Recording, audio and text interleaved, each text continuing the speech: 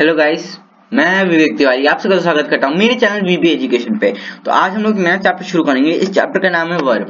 ना वर्ब एक basic sense में क्या होता है, कोई कार्य हो रहा है, उसका होना उसका होना हम लोग वर्ब कहते हैं। अब इसके सिंपल डेफिनेशन पढ़ते हैं। Verbs are word show that show an action, occurrence or state of being. Almost every sentence requires a verb. ना वर्ब्स वो वर्ड होते हैं जो कोई एक्शन को दर्शाते हैं, यानी कि कोई काम हो रहा है उसे दर्शाते हैं, किस चीज की अकरेंस हुई है वो बताते हैं, या तो उसका अस्तित्व है ये बताते हैं।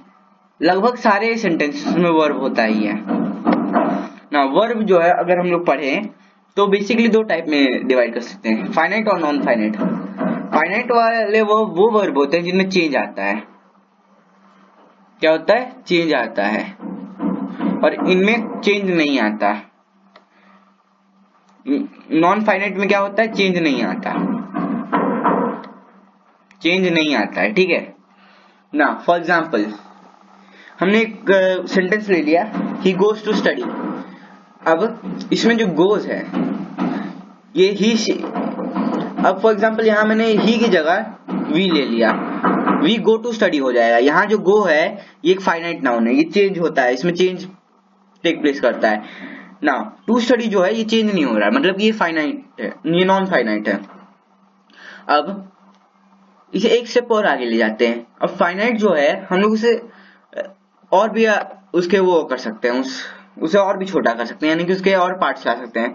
तो मेनली उसके चार पार्ट होते हैं, transitive verb, intransitive verb, linking verb और फ्रेजल वर्ब।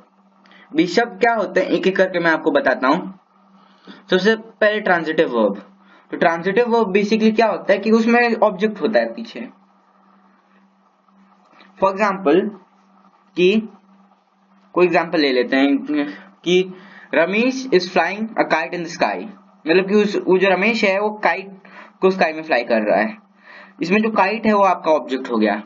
अब दूसरा एग्जाम्पल लेते हैं, Ramesh flies in the sky. यहाँ कोई ऑब्जेक्ट नहीं है। ऑब्जेक्ट कैसे पहचाना जाता है कि जिस चीज के ऊपर वर्क हो रहा है उसे ऑब्जेक्ट कहते हैं। यहाँ जो है रमेश क्या कर रहा था, वो काइट को फ्लाई कर रहा था, यानी कि जो काइट है उस पे वो वर्क हो रहा था, इसलिए उसे ऑब्जेक्ट कहा गया। तो ये क्लासिफिकेशन है। तो बेसिकली तो ट्रांजिटिव में ऑब्जेक्ट होता है, ट्रांजिटिव में ऑब्जेक्ट होता है, ठीक है, और इंट्रांजिटिव में नहीं होता है। क्या होता है? इंट्रांजिटिव में नहीं होता है। अब लिंकिंग वर्ब्स क्या होते हैं? तो लिंकिंग वर्ब्स बेसिकली आपको पढ़ के समझ में आएगा कि ये लिंक करते हैं सेंटेंस के सब्जेक्ट और ऑब्जेक्ट को। अभी लिंकिंग वर्ब्स जो हैं ये दो टाइप के होते हैं मेनली। एक होता है मेन वर्ब और एक होता है हेल्पिंग वर्ब। मेन वर्ब यानी कि इसमें सारे के सारे वर्ब आ गए। अब हेल्पिंग वर्ब क्या होते हैं? हेल्पिंग वर्ब बेसिकली हम लोग जो है ये वर्ब्स के पहले यूज करते हैं, जैसे कि इज हो गया, वॉज हो गया, वर हो गया, हैज हो गया, हैव हो गया, हैड हो गया। ये सब क्या है? तो ये हेल्पिंग वर्ब है। अब हेल्पिंग वर्ब भी दो टाइप के होते हैं, एक होता है मॉडल ऑक्सिलरी वर्ब और एक होता है प्राइमरी ऑक्सिलरी वर्ब। तो सबसे पहले हम लोग प्राइमरी ऑक्सिलरी वर्ब्स पढ़ते हैं। तो प्राइमरी ऑक्सिलरी वर्ब्स में क्या क्या आ जाता है? इसे अगर और क्लासिफाई करें तो इसके और तीन टाइप आ जाएंगे। कौन से? पहला इसका बी का वाला फॉर्म आ जाएगा। कौन सा फॉर्म? बी का फॉर्म आ जाएगा। तो बी में कौन कौन से आ जाते हैं? इज, एम, आर, वॉज, वर आ जाता है। फिर दूसरा आ जाएगा इसका डू का फॉर्म। ठीक है, ये आप नोटबुक लेके बैठिए, नोट करिए आप। डू में कौन कौन से आ जाते हैं? Do, does, did. Okay, done इसमें नहीं आता है, डन नहीं आता है इसमें, डू, डज, डिड होता है। फिर लास्ट वाला आ जाता है आपका हैव। कौन सा? हैव आ जाता है। हैव में आपके पास क्या होता है? हैज, हैव, हैड होता है। ये तीन होते हैं। अब इसे जो है अगर आपको एक सेंटेंस में दिया जाए तो आपको पहचानेंगे कैसे कि हाँ कहाँ क्या लगाना है। और फॉर एग्जाम्पल कहीं हेल्पिंग वर्ब की जगह आपको लगाना है तो आपको इज, एम, आर वाले ही लगाने पड़ेंगे। इज, एम, आर, वॉज, वर वाले वॉज, वर ही लगाना पड़ेगा। अब आप बी नहीं लगा सकते। बी वहां लगाओगे जहां आपको मेन वर्ब दिया है। ये एक्चुअली कहीं बुक में नहीं दिया है, लेकिन अगर अब इसे ट्राई आउट करें तो यही होता है। अब डू का एग्जांपल ले लेते हैं, ठीक है। डू में जो है ये भी आपको मेन वर्ब में लगाना पड़ेगा, और इसके जितने भी फॉर्म्स है डू डज डिड इन सबको आप क्या कर सकते हैं, इस हेल्पिंग वर्ब में लगा सकते हैं। हैव को आपको मेन वर्ब में लगाना पड़ेगा, इसके जो भी फॉर्म है यानी हैज हैव हैड इन्हें आप बस हेल्पिंग वर्ब में लगा सकते हैं। अब इसका एग्जांपल लेते हैं, he does not go there. अब इसमें मेन वर्ब जो है आपका गो है, इसमें डज आपका मेन वर्ब नहीं है, इसलिए उसे डज के फॉर्म में रखा है। अब यहाँ डू लगा देंगे तो क्या होगा, he do not go there. ये सेंटेंस जो गलत है, ठीक है ना। एक और सेंटेंस लेते हैं, he will not do it, he will not do it. अब यहाँ जो डू है ये मेन वर्ब है, और विल जो है आपका ये क्या है, ये आपका हेल्पिंग वर्ब है, ठीक है।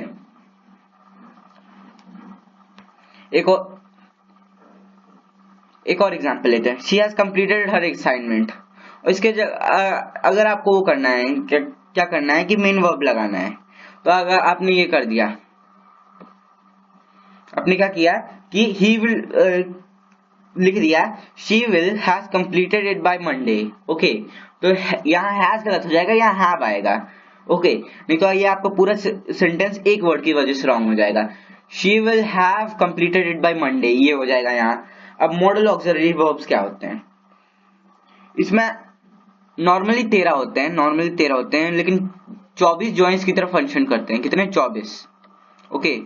तो अभी हम उन 13 के बारे में पढ़ेंगे, ओके।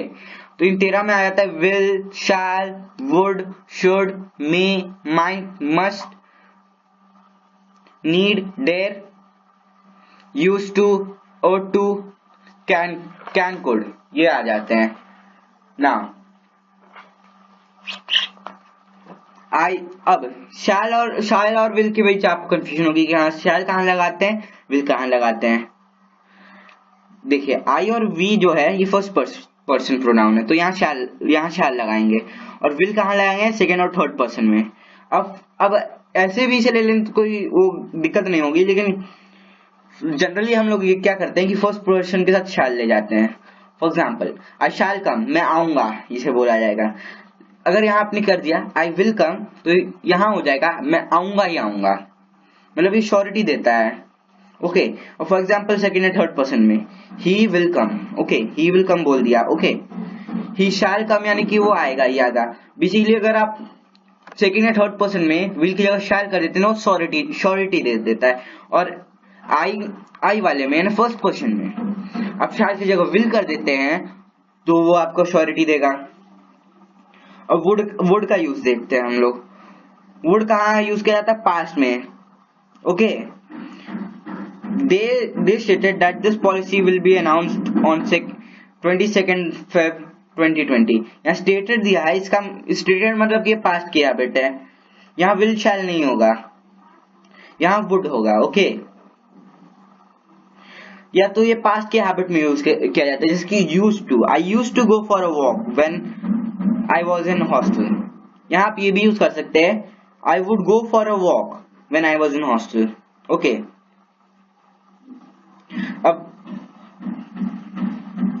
अब यूज्ड टू के साथ जो है आप फर्स्ट वर्ब का फर्स्ट फॉर्म भी यूज कर सकते हैं, और यूज्ड टू के साथ आप V प्लस ING का फॉर्म भी यूज कर सकते हैं। अब ये कब यूज करना है ये आपको पता होना चाहिए। तो ये कब यूज किया जाता है, तो B प्लस यूज टू जब लिखा जाए, यानी B का कोई फॉर्म दिया हो, इसका कोई फॉर्म दिया होगा B का, तो आप यूज टू अगर उसके बाद होगा तो आप वर्ब का ING फॉर्म लगा सकते हैं, क्योंकि ये हैबिट, बशर्ते ये हैबिट होनी चाहिए। और B का कोई फॉर्म ना दिया हो और यूज टू दिया हो तो आपको वर्ब का फर्स्ट फॉर्म ही लेना पड़ेगा। For example I am used to smoking, ये आप बोला जाए तो यहाँ क्या है कि ये आपके हैबिट को दर्शा रहा है, और यहाँ आम दिया यानी कि ये बी का एक वो फॉर्म है। अब यहाँ एम ना दिया हो, आई यूज्ड टू स्मोक हो जाएगा, मतलब कि एक वर्ड की वजह से पूरा चेंज हो जाता है। चलिए अब आगे पढ़ेंगे। अब शुड को कहाँ यूज किया जाता है, इसे एडवाइजर सजेशन के लिए यूज किया जाता है। शुड को एडवाइजर सजेशन के लिए यूज किया जाता है, ओके। और इसके आगे लेस्ट लग जाए, लेस्ट के बाद कुछ दिया हो बीच में, ओके, बीच में कुछ भी दिया हो और उसके बाद शुड लग जाए, तो ये किस लिए यूज किया जाता है? ये वार्निंग या क्वेश्चन के लिए यूज किया जाता है। मी और माई को परमिशन या पॉसिबिलिटी के लिए यूज किया जाता है, कैन और कुड को कैपेसिटी के लिए, और टू को मॉरल ड्यूटीज के लिए यूज किया जाता है, ओके। मस्ट को कंप्लीशन के लिए यूज किया जाता है, जैसे कि रूल्स और रेगुलेशंस, और सेल्फ डिटर्मिनेशन के लिए भी यूज किया जाता है। अब आ जाते हैं हम नॉन फाइनाइट। नॉन फाइनाइट के बारे में काम करेंगे हम लोग नेक्स्ट लेक्चर में पढ़ेंगे। तब तक के लिए मैं आपसे अलविदा लेता हूँ। Hope you like the session. ये 10 मिनट की वीडियो थी, आई नो। वेल, आज ये वीडियो यहीं खत्म होती है।